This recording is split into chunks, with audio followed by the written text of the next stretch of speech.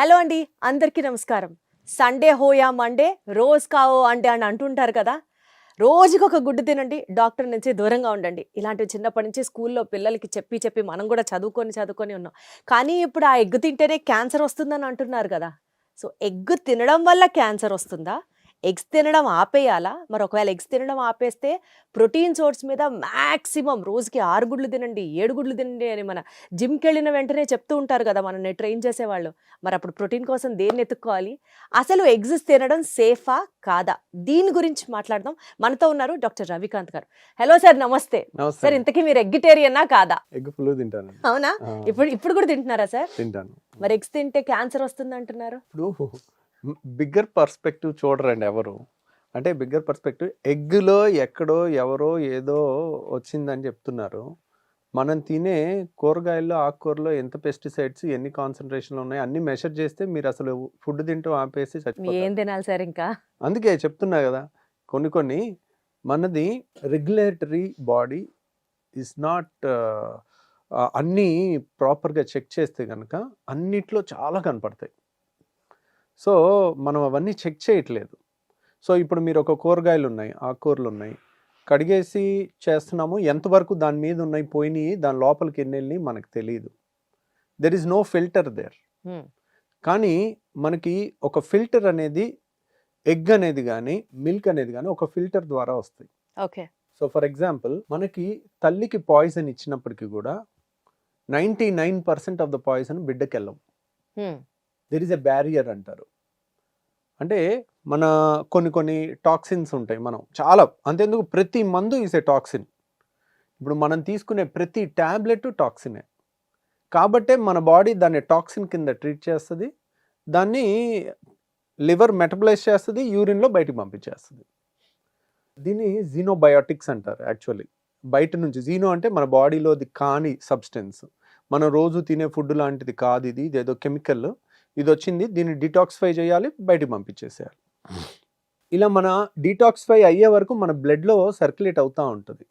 మన బ్రెయిన్ కణాలు చాలా సెన్సిటివ్ ఉంటాయి. దాని మీద ఇలాంటి టాక్సిన్ ఎఫెక్ట్ పడితే కూడా దాని పెర్ఫార్మెన్స్ తగ్గిపోతుంది. ఓకే. అందుకని దెర్ ఈజ్ ఎ బ్యారియర్ అంటారు. అంటే బ్లడ్ బ్రెయిన్ బ్యారియర్ అంటారు. ఓకే. చాలా వరకు మందులు ఈ బ్యారియర్ దాటి బ్రెయిన్లోకి వెళ్ళలేవు. ఓకే. బ్రెయిన్ పెనిట్రేషన్ ఉన్న డ్రగ్స్ చాలా తక్కువ ఉంటాయి. ఓకే. బ్రెయిన్లోకి వెళ్ళే డ్రగ్, బ్రెయిన్లో ఇన్ఫెక్షన్ వచ్చి చీమగడ్డ అయింది అనుకోండి, దానికి సెపరేట్ బ్రెయిన్లోకి వెళ్ళే మందు ఏదో చూసుకుని అదొక్కటే ఇస్తాం. 10 డ్రగ్స్ ఉంటే ఒకటే బ్రెయిన్లోకి వెళ్ళేవి ఉంటాయి. ఓకే. అట్లా ఆ బ్లడ్ బ్రెయిన్ బ్యారియర్ దాటి వెళ్ళాలి. అదే బ్యారియర్ బేబీ కోసం, తల్లి గర్భంలో బేబీ ఉంటారు కదండి, ఆ బేబీకి కూడా మన రక్తంలో ఉన్న టాక్సిన్స్ అన్నీ వెళ్లకుండా బ్లడ్ ప్లాజెంటల్ బ్యారియర్, ప్లాజెంటా అంటే మన మాయ అంటారు కదండి, అది అంటే తల్లికి బిడ్డకి మధ్య ఉండే ఫిల్టర్ లాంటిది. అది అన్నిటిని పంపించదు దాంట్లో. ఒక ఫిల్టర్ ద్వారా బేబీకి వెళ్తుంది. అంటే వీళ్ళు చాలా సెన్సిటివ్ అనేది. రీసెంట్గా ఒక ఐవీఎఫ్ డాక్టర్ గారు కలిశారు. ఫ్లైట్లో వెళ్తుంటే పక్కన కూర్చున్నారు. తనతో మాట్లాడుతూ ఉంటే చెప్తా ఉన్నారు, ఇప్పుడు ఐవీఎఫ్ చేసేటప్పుడు ఆ ఎగ్ని, ఆ స్పర్మ్ని కానీ హ్యాండిల్ చేస్తూ ఉంటారు కదా, అవి ఎంత సెన్సిటివ్ ఉంటాయి అంటే కొంచెం పెద్ద సౌండ్ వచ్చినా కానీ అవి వైబ్రేట్ అయిపోతూ ఉంటాయంట. అంటే అవి షివర్ అయిపోయే అంత ఉంటుంది. అసలు ఒక్క చిన్న డస్ట్ పార్టికల్ వచ్చినా, ఒక చిన్న బ్యాక్టీరియా వచ్చినా మొత్తం స్మాష్ అయిపోతాయంట. సో అంత ఐవీఎఫ్ ల్యాబ్స్ కూడా అంత జాగ్రత్తగా మెయింటైన్ చేస్తూ ఉంటారు. సో అక్కడ సౌండ్ కూడా రానివ్వనండి నేను, అవి చూస్తుంటాను ఒక్కోసారి, వాటి పెర్ఫార్మెన్స్ వాటిలో కూడా ఉంటుంది. అంటే అంత సెన్సిటివ్గా ఉండే కణాలని ప్రొటెక్ట్ చేయడానికి మన ప్రకృతి ఆల్రెడీ మనకు ఒక బ్యారియర్ ఇచ్చింది. సో మనం ఇచ్చింది ప్రతి ఒక్కటి అలా రాదు. బిడ్డకి వెళ్ళే పాలు కూడా అంతే, దాంట్లో ఒక ఫిల్టర్ ద్వారానే అన్నీ వెళ్ళిపోవు. కొన్ని మందులు safe to use in lactation అని ఇస్తారు, కొన్నేమో not safe to use in lactation అని. అలా ఇవి పాల ద్వారా పిల్లలకి వెళ్ళే అవకాశం ఉంటుంది అని లేబులింగ్లో ఉంటుంది ఖచ్చితంగా. మీరు ఏ మందుకు తీసినా దాంట్లో ఒక బ్రోచర్ ఉంటుంది, ఇన్ఫర్మేషన్ బ్రోచర్, దాన్ని చదివితే తెలుస్తుంది అనమాట. ఇవన్నీ ఎందుకు చెప్తున్నానంటే, ఇప్పుడు మీరు ఒక పెస్టిసైడ్స్ కొట్టిన ఆకుకూరలో కూరగాయలో తింటున్నారు, there is no filter there. Okay. వాటిని డైరెక్ట్గా తినేస్తున్నాం. వాటిలో ఉన్న కార్సినోజన్స్ అంటే క్యాన్సర్ కారకాలు ఉన్న కెమికల్స్ అన్నిటినీ మీరు ప్రతి దాంట్లో చేస్తే అక్కడికక్కడే హార్ట్ అటాక్ వచ్చేస్తుంది మీకు. మీరు ఎగ్ని బ్లేమ్ చేసే ముందు వాటిని బ్లేమ్ చేయండి. ఎగ్ అనేది ఒక తల్లి నుంచి ఒక కొత్త జీవం తయారవుతుంది. There is a partial protection there. అది దాటుకుని రావాలి. మరి అలా దాటుకొని వచ్చింది, కొన్ని ట్రేసెస్ ఆఫ్ యాంటీబయాటిక్స్ దొరికాయి ఒక ప్రముఖ బ్రాండెడ్ ఎగ్ కంపెనీలోనే అని కదా సార్ చెప్తున్నారు. ఎగ్జాక్ట్లీ. మీరు అదే టెస్ట్లు అలాంటి వందల ప్రోడక్ట్స్ ఉన్నాయి. వాటిలో మీరు వీటిలో చూడండి, కూరగాయల్లో ఆకుకూరల్లో చూడండి, మీకు ఇంకా వైబ్రేషన్స్ వచ్చేస్తాయి. మీరు చూసి మాట్లాడాలి కదా. కానీ ఇప్పుడు చూసాం కాబట్టి దీని గురించి డిస్కస్ అది కదండి. మీరు రూపాయి సమస్య గురించి మాట్లాడుతున్నారు, నేను ₹1,00,00,000 సమస్య గురించి మాట్లాడుతున్నాను. ఎగ్గులో ఏదో ఒక మందు ట్రేస్ అయ్యేది నా దృష్టిలో రూపాయి సమస్య. మనం మిగిలిన కూరగాయలు ఆకుకూరలు మనం తినే ధాన్యం వీటిలో రోజు తినే అన్నంలో ఉండే కెమికల్స్ ₹1,00,00,000 సమస్య అంటాను నేను. మీరు ₹1,00,00,000 వదిలేసి రూపాయి సమస్య అని కలబడితే ఎలాగా? మీకు దానికి ఇప్పుడు ఎవడు చేయలేదు, చేస్తే కదా తెలిసేది. ఎవరు చేయాలి, చేసి ఎవడు ఇవ్వాలి రిజల్ట్స్? ఇది మీ బాధ్యత, నా బాధ్యత. ఇట్స్ ఎ రెగ్యులేటరీ అథారిటీ, వాళ్ళు చేయాలి. అంటే వాళ్ళు ఒక టెస్ట్ చేసి ఇప్పుడు ఒక రిపోర్ట్ బయటకు వదిలే వరకు టెన్షన్ పడక్కర్లేదు. అంతేగా రూపాయి సమస్య అన్నానంటే ఏంటి, టెన్షన్ పడక్కర్లా. సరే, దాంట్లో mother nature already put a filter there. Right sir. So ఆ ఎగ్స్ గురించి టెన్షన్ పడక్కర్లేదు, అందులో ఏవో యాంటీబయాటిక్ ట్రేసెస్ ఉన్నాయని మీరు అంటున్నారు. బట్ అదర్వైజ్ ఆల్సో ఎగ్స్ తినడం వల్ల టెక్నికల్గా మీరే నేను కరెక్ట్ చేయాలి సార్, కోలేట్ అనే ఒక element is also very good for brain health అని. ఈ కోలేట్ గనక అక్యుములేషన్ జరిగి బాడీలో TMAO అనే ఒక compound which causes or which is very risky for prostate cancer అని ఈ ప్రచారం జరుగుతోంది. అసలు ఇందులో నిజం ఎంత సార్? ప్రాబ్లం ఇక్కడే వచ్చిందండి. Non technical people technical things లోకి వెళ్తే ఇలాగే ఉంటుంది.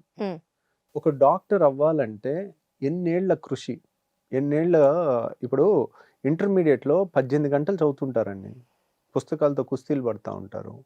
ఎన్ని ఎమోషనల్ బ్రేక్ డౌన్స్ అవుతాయి, ఎంత సబ్జెక్ట్ గుర్తుపెట్టుకోవాలి, ఎంత టాప్ ఆఫ్ ద టాప్లో అన్నీ ఉంటే కానీ అది చేయలేరు. సో సైన్స్ని ఒక 2 టెక్నికల్ వర్డ్స్ వాడితే మనం చేయలేము. మీరు ఒక 30 ఏళ్ళు అలా చదివిన తర్వాత ఒక గట్ ఫీలింగ్స్ వచ్చేస్తాయి.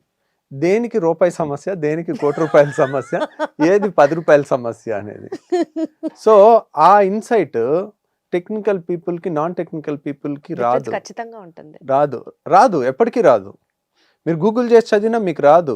You get scared. మీరు అవన్నీ చదివితే పిచ్చెక్కిపోద్ది. కాబట్టి అవన్నీ జనరల్ పబ్లిక్ చదవటానికి కాదు. ఒక రేర్ కోలినట్ అని కానీ రేర్ కెమికల్స్ కానీ పెడితే ఇంకా మనం మీరు ఒకటే చూస్తున్నారు. అట్లాంటి వేలు వందలు లక్షలు ఉంటాయి అట్లాంటివి. అన్నీ చదువుతూ పోతే దేనికి రూపాయి సమస్య ఏది, ₹1,00,00,000 సమస్య ఏది అనేది ఒక 30 దీనికి సిగ్నిఫికెన్సే లేదంటారా? లేదండి. మీరు ఏది పడితే అది టెస్టులు చేస్తే, నేను అనేది అదే, మీరు ఒక నేచురల్ ఫిల్టర్ ఉంది. ఇప్పుడు what is the best food available on earth అంటే నో డౌట్ తల్లిపాలు నెంబర్ 1, నెంబర్ 2 ఎగ్. ఓకే, ఇంకా దాంట్లో డౌటే లేదు. ఓకే. అండ్ ఇది నా మాట కాదు, నేను ఎక్కడ పుస్తకాల్లో చదివింది కాదు, ఇది బై నేచర్ని చదివి చెప్పింది. చివరికి ఒక లెవెల్ దాటి 30-40 ఏళ్ళు పుస్తకాలన్నీ చదివిన తర్వాత చివరికి ఇదంతా బుల్షిట్, నేచరే కరెక్ట్ అనే ఫీలింగ్ కూడా మీరు చెప్పే థియరీ గేదె పాలకి కూడా అప్లై అవుతుందిగా? అవుతుంది. ఆబ్వియస్లీ ఫిల్టర్ ఉంటుంది అంటున్నారు. అంటే మరి అందులో కూడా గ్రోత్ హార్మోన్స్ వచ్చేస్తున్నాయి పిల్లలకి, యాంటీబయాటిక్లు వచ్చేస్తున్నాయి. తల్లులు పిల్లలకి పాలు పట్టించడం కూడా మానేస్తున్నారు కదా సార్? రైటేనండి. అంటే ఏది కూడా మిల్క్ ప్రొడక్షన్ పెంచాలనుకోండి, ప్రొలాక్టిన్ హార్మోన్ ఇస్తారు. ప్రొలాక్టిన్ హార్మోన్, ఇప్పుడు ఈస్ట్రోజన్ హార్మోన్ నాకు ఇచ్చారు అనుకోండి, మగవాళ్ళకి ఎవరికి ఇచ్చినా బ్రెస్ట్ డెవలప్మెంట్ వచ్చేస్తుంది. వాళ్ళకి ప్రొలాక్టిన్ ఇస్తే మిల్క్ కూడా వచ్చేస్తుంది. వాళ్ళు ప్రెగ్నెంట్ అయ్యి ఉండాల్సిన పని లేదు. మీరు చూసారు కదా, 70 ఏళ్ల ముసలావిడ్ని మీరు ప్రెగ్నెంట్ చేయగలిగారు, డెలివరీ చేయగలిగారు. So it's all in the hormones. ఒక హార్మోన్ ఇవ్వటం వల్ల దాని ఎఫెక్టే వస్తుంది. మీరు మిల్క్ ప్రొడక్షన్ ఎక్కువ అయ్యే హార్మోన్ ఇచ్చారు, మిల్క్ ఎక్కువ అవుతుంది, అది టాక్సిన్ కాదు. గ్రోత్ హార్మోన్స్ కూడా ఇస్తున్నారు కదా? గ్రోత్ హార్మోన్స్ ఇస్తున్నారు. ఇది కాంపౌండింగ్ ఫ్యాక్టర్స్ అంటారు. ఇప్పుడు ఏంటంటే ఇది ఎలా ఉంటుందంటే, నేను ఇప్పుడు తొడగొడితే వర్షం పడింది అనుకోండి, తొడగొట్టినందువల్ల వర్షం పడదు. సో ఇక్కడ నేను చూసానండి, తొడగొట్టిందే వెంటనే వర్షం పడిందంటే అలా 1000 సార్లు 100 సార్లు జరిగితే దెన్ వి షుడ్. అది సైన్స్, రీసెర్చ్. ఇప్పుడు మీరు గ్రోత్ హార్మోన్ ఇచ్చారు, గ్రోత్ హార్మోన్ ఇవ్వటం వల్ల పిల్లల్లో లేకపోతే మిల్క్ లో ఏదో ప్రొలాక్టిన్స్ అవి ఇవ్వటం వల్ల పిల్లల్లో ప్రిమెచ్యూర్ గా Periods మెచ్యూర్ start అవుతున్నారా అని అనుకోవచ్చు. దాన్ని ప్రూవ్ చేయాలంటే సైంటిఫిక్ వే ఏంటనేది ఇప్పుడు పిల్లలు ఎలా ఉంటున్నారు, 9th class 8th class 7th క్లాస్లో వచ్చేసరికి చాలా మంది ఫిజికల్ యాక్టివిటీ లేదు. చిన్నప్పుడు స్కూల్లో ఆడుకున్నట్టు ఆడుకోవట్లా. వాళ్ళు తినే ఫుడ్ 30 ఏళ్ల కింద ఉన్న ఫుడ్ కాదు. మీరు ఒక్క మిల్కే చూస్తున్నారు. ఆ చేంజెస్లో నా చిన్నప్పుడు నేను స్కూల్కి వెళ్ళినప్పుడు తిన్న ఫుడ్, ఇప్పుడు మా పిల్లలు తింటున్న ఫుడ్, జనరల్ పబ్లిక్ తింటున్న ఫుడ్లో వేల రకాల చేంజెస్ వచ్చినాయి. ఓకే మీరు ఒక్కదాన్నే పట్టుకుని ఇదే కారణం అని ఎలా చెప్పగలుగుతారు? సార్, మీరు చెప్పిన దాని ప్రకారమే ఒక 10 ఏళ్ల తర్వాత దీని మీద రీసెర్చ్ చేసి అప్పుడు ఇదే కారణం అని గనక చెప్పారనుకోండి సార్, ఇన్నాళ్ళు భయపడి ఆపిన వాళ్ళందరూ మంచిగా ఉన్నట్టే కదా సార్ లెక్క. లేదా మీ మాట ప్రకారం ఇప్పుడు పాలు తాగుతూ వెళ్ళారనుకోండి, ఓ 20 ఏళ్ల తర్వాత ఆ టెస్ట్ నిజమే కరెక్టే, ఇందులో వచ్చినవన్నీ పిల్లలకి వెళ్తున్నాయి అని అనుకున్నారనుకోండి, అప్పుడు వీళ్ళు పాడు చేసుకున్నట్టేగా హెల్త్. అలా అంటే ఇంక అన్నీ ఆపేయాలి. తింటాం, కూరగాయలు ఆపేయాలి, ఆకుకూరలు ఆపేయాలి. మీరు నేను అనేది వాటిలో ఇంకా ఎక్కువ జరుగుతుంది అంటున్నాను నేను. మీరు first if you come to milk and egg, I defend it very vehemently. ఇంకా దాంట్లో డౌటే లేదు. వాటి జోలికి వెళ్ళి వాటిని గనక మీడియాలో కలుషితం చేయొద్దు. They are the purest form of food available till date.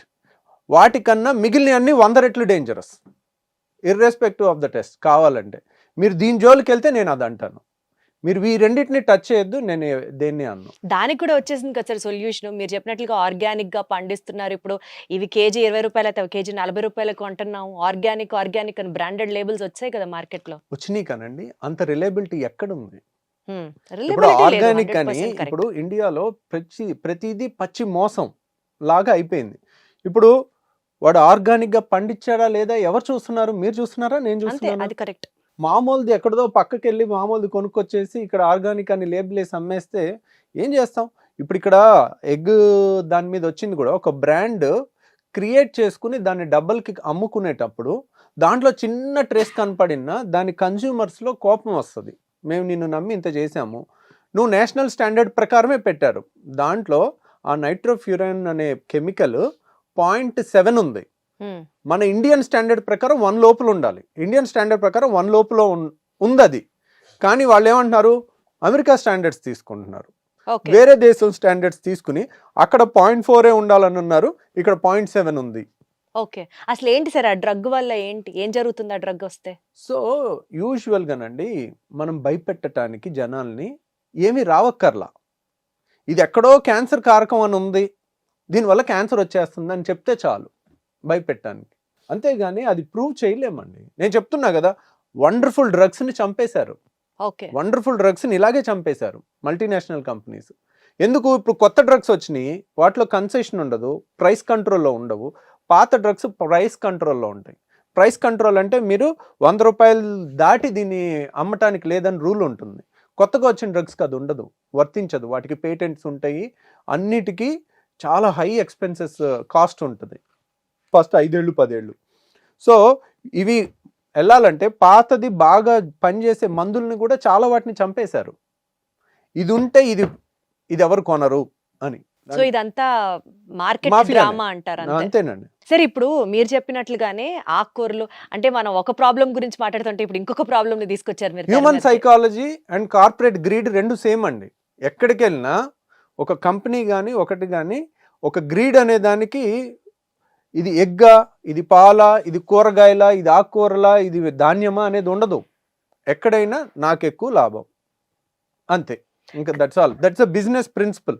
Sir, ఇప్పుడు ఎగ్ని ఎగ్గుగా తీసుకుంటే గుడ్డు 4 రూపాయలు ఉందనుకుందాం సార్, వాటిట్లో కూడా ఆర్గానిక్ ఎగ్స్ అని, వైటమిన్ డి, ఈ, కే, B12 అన్ని ఇంజెక్ట్ చేసిన ఎగ్స్ అని ఇట్లా బోల్డ్ వస్తున్నాయి కదా మార్కెట్లో. సో ప్లెయిన్ ఎగ్ తీసుకోవడం బెటరా, ఈ మినరల్స్ అన్ని ఇన్ఫ్యూజ్ చేసిన ఎగ్ ఖరీదు ఎక్కువ పెట్టి తీసుకోవడం బెటరా సార్? అవన్నీ న్యాచురల్ ఫార్మ్ ఆఫ్ మినరల్స్ ఏనా, ఆర్ కెమికల్ రూపంలో వచ్చినటువంటిది మనం బాడీలో తీసుకున్నట్లు అవుతుందా? అదంతా బోగస్ అండి.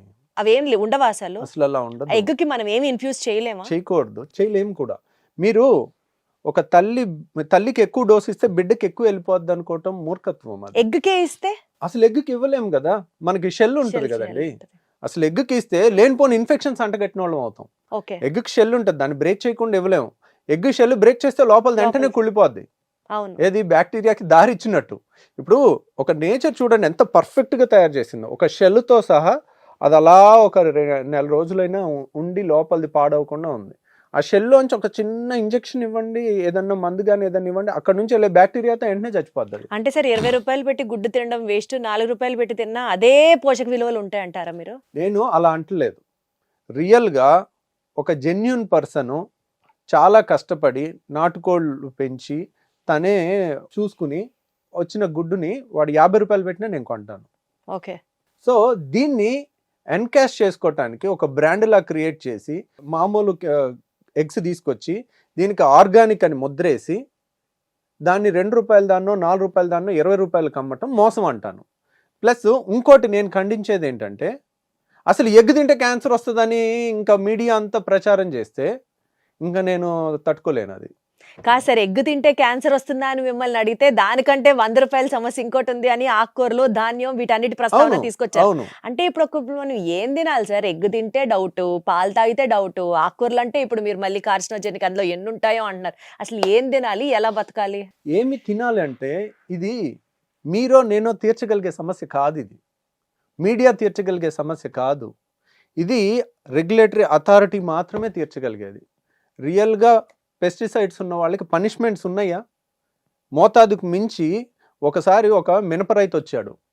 తన బాధ తను చెప్తుంటే, సార్ ఏదో పురుగు వచ్చింది సార్, మొత్తం చేతికొచ్చిన పంట అంతా పోయేటట్టుంది సార్, ఆ బాధలో ఎంత హై డోస్ కొట్టేశానో సార్, ఏదైతే అది అయిపోయింది, నేను అంత హై డోసు కొట్టేశాను సార్, నాకు మనసు రాలేదు కానీ నాకు చాలా నష్టం వస్తుంది, అది ఎక్కడి వరకు వెళ్ళిందో ఏం వెళ్ళిందో అని ఆ మినప రైతు చెప్పాడు నాకు.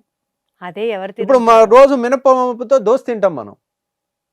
ఇప్పుడు ఇది సీక్రెట్ ఇన్ఫర్మేషన్. ఒక పేషెంట్ లాగా నా దగ్గరకు వచ్చి తన బాధలన్నీ చెప్పుకుంటూ దాంట్లో ఏం వేసావు ఏంటి అని అంటే, ఇలా వచ్చింది ఇలా కొట్టేశాను పిచ్చి పిచ్చిగా అని.